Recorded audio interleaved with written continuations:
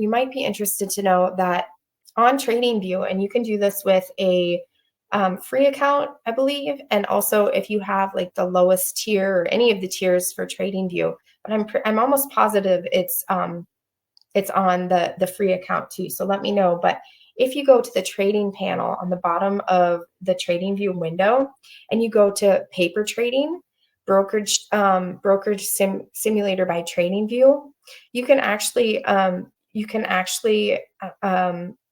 paper trade. It's been a while since I've done this, but you can set up trades on TradingView and actually have them, execute simulated trades. That to me is more powerful than backtesting because, backtesting, things happen that you can't account for in a backtest. The spread will widen, for example, on a news event, and you might get kicked out of a trade when you look on TradingView, the candle never even reached your stop. I don't know if you've ever had that experience. It's terrible, right? And here you're looking at TradingView and thinking, oh, I'm good to go. And then somehow you get kicked out, and that can have to do with the spread. So, this is extended. So I am not saying that you should take a trade now, live or, even paper trading, but I do want to see if I can show you. Yeah. Okay. So I am going to try and show you as I'm looking at this. So all I did here was I clicked on paper trading at the bottom of TradingView. You do have to set this up. This is really fun to play with. On here, so you do have to connect it, and it's easy. I can't remember exactly the process, but it's easy. You just have to set it up. So then you're going to click trade, all right? And you can use these little this is the tool here. So forecasting and measurement tools. This is the long position tool, and this is the short position tool. You can put these on your chart, and then it can help you set up an order. So like I said, it's been a while since I've done this. Buy. So this would be a market order. I could select buy and create a market order. It looks like I have one contract, mini NQ. Okay. You can, sorry, here's the market order. So select market order, 1 unit. You can also select these to do an automatic take profit stop loss.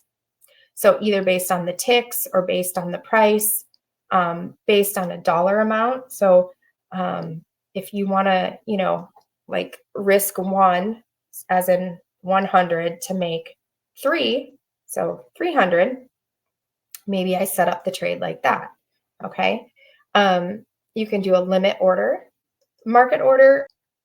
A market order, I'm sure you know, is executed right at whatever the price is in the market at the moment. That's the market order. Limit order is, let's say again, for everybody watching, this is not a real trade. We're talking about a 2022 model that has set up. I did not take the trade. I'm just, simulated doing it by drawing it on the chart. But let's see if we can get a fill for a pretend trade here. So you put your thing here. So either your long position or your short position. Okay. Put that on your chart. And then you can create a limit order simply by hovering over the, in this case, the long position. Let's say this is how I want it to be set up. Right click and say create limit order. Then you're going to click on that, and that is going to pre-populate all that information here. So you can see now the price is what I have it set to, $17,996.50. My take profit is, aligned with that. My stop loss is aligned with that. And really importantly, so I have one unit on, and it's telling me that's $660 in risk. Again, this is not real. I'm just showing you the paper trading feature. So if I wanted to say risk more than that, I could do 2 contracts.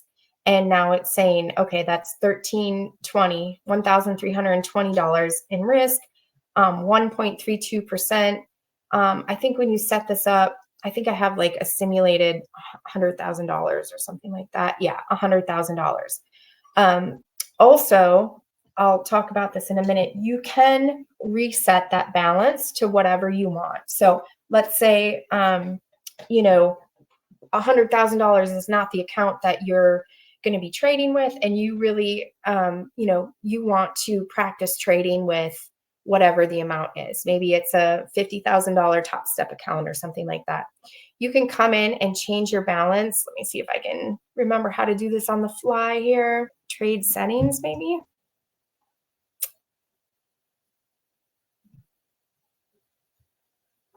We can come back to that. I can't remember. I know there's a way to change it. So I'll finish walking through this, and then I'll try and find that. So here's your risk percentage or your risk dollar amount, your risk percentage, and it gives you all this information. Time in force is how long you want this order to be good for. So, you know, basically it's just paper trading. So it doesn't really matter. I always cancel my orders in live trading or paper trading, but you can say you want it in force for the day, for the week, for the month, and pick any of those options. You can also do a stop order as well. So all of the same choices that you would have if you were trading with your actual broker, and you can just use this to practice. So let's say that I want to do one contract and you know, set up exactly how it is, and I'll just say buy. Okay, you can see the order was pretend executed. Again, this is not a real order. And I have a limit order down here. I have my profit target up here, and I have my stop loss down here. Now, this order has not been executed, but once it is, or if it is, or actually before it is too, you can change your stop and you can change your take profit. I could say, oh, you know what? I want price to come back to OTE, and I could change it here, say modify order. So this is very similar. I want to say exactly the same as if you were trading with a live broker. And so this is really great practice if you're a super beginner, or, you know, anywhere in between. This is a really great way to practice. And, you know, even if you have, you know, the can't help it's, meaning that, you know, you're not trading today, you've made a decision not to trade today, but but you just want to push buttons anyway, this can be a really good way to get some of that energy out. All right, so let's see if I can get a fake order executed. And while we're waiting on that, let's check out if I can remember how to change the balance. The reason that a balance is helpful to change that, there's two reasons why you might want to do it. One, if you're trading a $50,000 account, probably doesn't make a lot of sense to paper trade $1 million account, right? Those aren't the numbers you're going to see. So I think there's a lot of value in having, it doesn't have to be exact, but you know, if you're trading a $150,000 account, it does make sense to paper trade a $100,000 account. But $1 million, that's not realistic. So it is helpful to keep it realistic. Another reason is eventually you might get so far in drawdown as you're practicing that, you know, it may no longer make sense to continue with that, and you know, you might want to consider restarting. I wouldn't recommend doing that too much. Okay, here it is. So I just clicked on account, manage accounts, this little drop down arrow, create account. And I thought you could change, I thought you used to be able to change your balance of, you know, whatever this current one is, but I guess you can do either you could do a new one, or I wonder if you do, excuse me, the same thing, if it would just like replace it. Let's just see for fun if that's, yeah, so it just replaces it. So if you don't want to create a new account, you can just say, oh, I guess it actually did. It did just save another account. So anyway, that's how you do it. And then if you notice when I'm doing create a new account, you can also say if you want to include commissions, adding that. The reason you would do that is just, again, to make it a little bit more realistic. I personally just consider commissions like a part of trading, and so they don't bother me in real life, and I don't mess with them in paper trading either. But if that's something that you're interested in, you could adjust that there. All right, so just so we can see what it looks like, I'm going to go ahead and enter a pretend trade at market. So this is not a recommendation. This is not a trade that I'm actually taking in real life. This is not according to any setup this extended, or it's not that extended, but the point is, this is not a real trade. I just want to show you what it looks like when you do actually get filled, because I'm not sure if price is going to come back down and fill the limit order. So you can see once price is filled, there's a little arrow that shows where the fill actually occurred. And then there's a running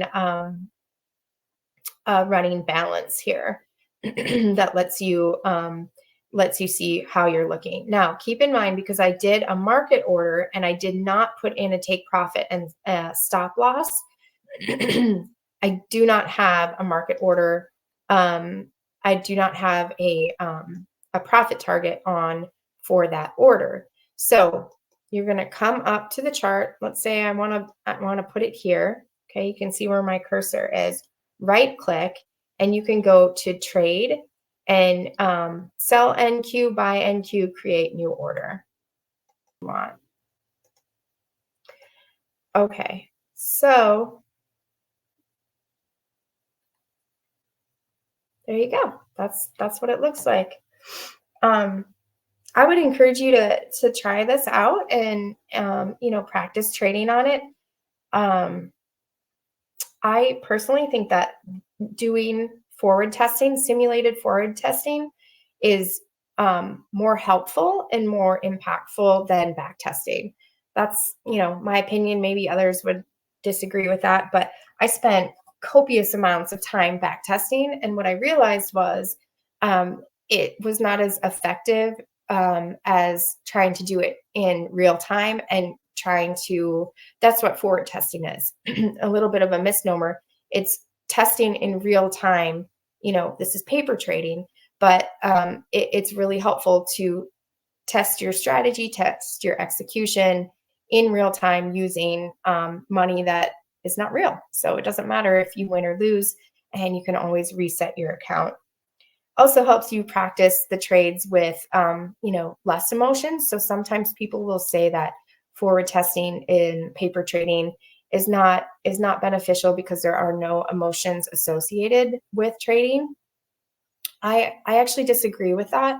Of course, I don't know. I still feel a little emotions when I'm really trying to take a trade and it goes against me or, goes in my favor. I still think, oh, that's exciting, or, oh, darn, that one lost. So I don't think you're ever without emotions. But what it does allow you to do is operate in that headspace, like we talked about earlier, the parts negotiation, in that headspace that's intellectual and less impacted by emotions. Really allows you to sort of practice that without the actual emotions taking over. And so it's true, it's different than live trading, but it's a great introductory step. So if you think about like fighter pilots, they don't just learn in the classroom and then go fly a jet, right? What do? They go on the simulator. That's the step in between. Learn in a classroom, learn on a simulator, go fly. And so I think in trading, we do a bit of a disservice when we say that this forward testing piece or paper testing piece has no value because there are no emotions. Absolutely it does. But just like a fighter pilot, in the classroom, they're not impacted by emotions. In the simulator, they're not going to have the same degree of emotion that they're going to have when they're actually flying a jet, right? But they are going to have some kind of opportunity to practice. Maybe they do have some degree of emotion in that experience. They want to do well. They're a little nervous. Maybe their hands are sweaty. but it allows them to focus on what they're doing intellectually in the moment rather than being overcome by emotions. There's a place for that as well, but get this piece in line first can help make this phase a little easier to deal with.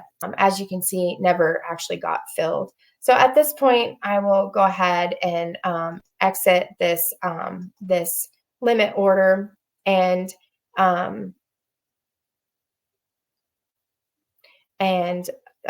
you know, just keep watching this order. TradingView is, I had said earlier, I really don't like TradingView for back testing. It's really clunky and hard to work with, and you cannot see multiple time frames.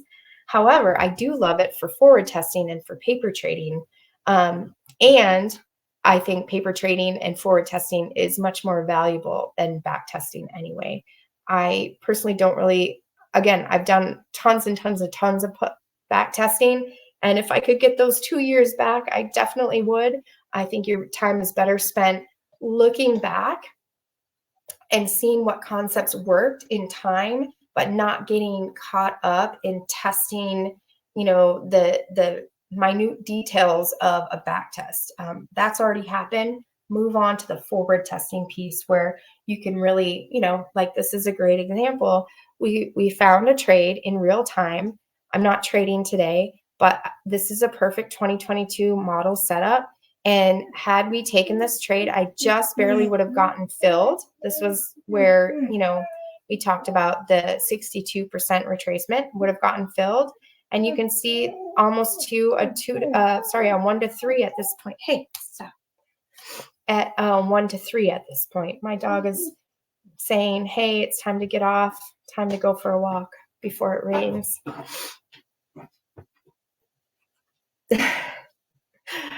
Oh, I think that might be my cue, y'all. I'm sorry. All right, so if I were to have a profit target set up here, you know, it would just execute and I could be raising my stop. At the time that I did a market order, I didn't have a take profit and stop set. So, you know, at this point, oh, here I can add a take profit, it looks like. Add take profit. Let's see, how do I do this? Reverse position, add take profit, add stop loss. Okay, oh, that's cool. It's been a while since I've used this. So you can see all I'm doing is, oops, oh, I didn't mean to do that. No. All I'm doing here is, oh, now I messed it up. Okay, all I'm doing here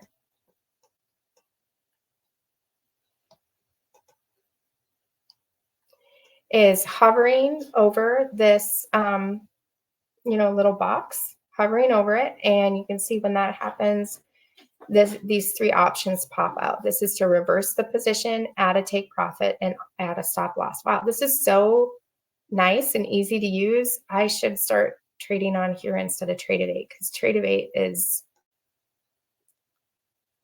tricky. So modify. So now I have a stop loss in place and I can add a take profit. Okay, let's put it up here. Take profit, modify, just a drag and drop. And as you wish, you can, you know, continue to drag and drop how you see fit. Okay, you can even move your stop above your entry if you want to for sure guarantee that you're going to lock in some profit. And you can just keep moving higher.